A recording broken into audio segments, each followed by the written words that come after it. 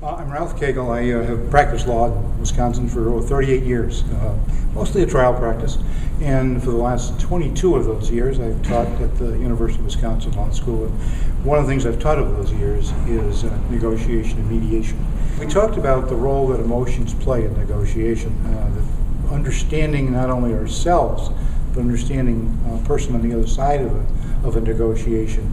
Understanding what their kind of unique emotional makeup is something that would help get us to a better understanding of where they're at, where they're going in terms of the negotiation, and hopefully that'll give us a little more insight in terms of performing better in the negotiation and get better negotiation outcomes.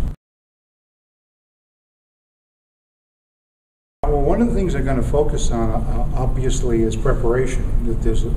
This is part of how you prepare for a negotiation. We're going to spend a lot of time at this seminar in December on the issue of how to prepare. But another issue is really how you pay attention in a negotiation. What are the things that you look for? What are the things that, what is the information that is existing in a negotiation?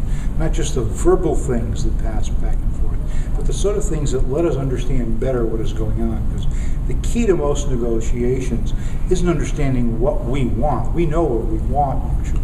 We want to get as much of that as we can.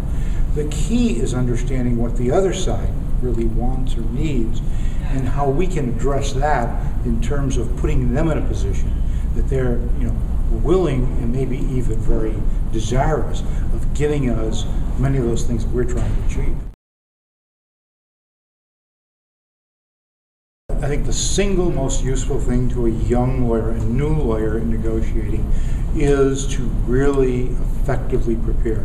That's the great equalizer. That's where the person who doesn't have much experience can put them in a position that the other side will respect them more if they're well prepared. And also, the other side is less likely to take advantage of them if they realize they're dealing with someone who's very, very well prepared.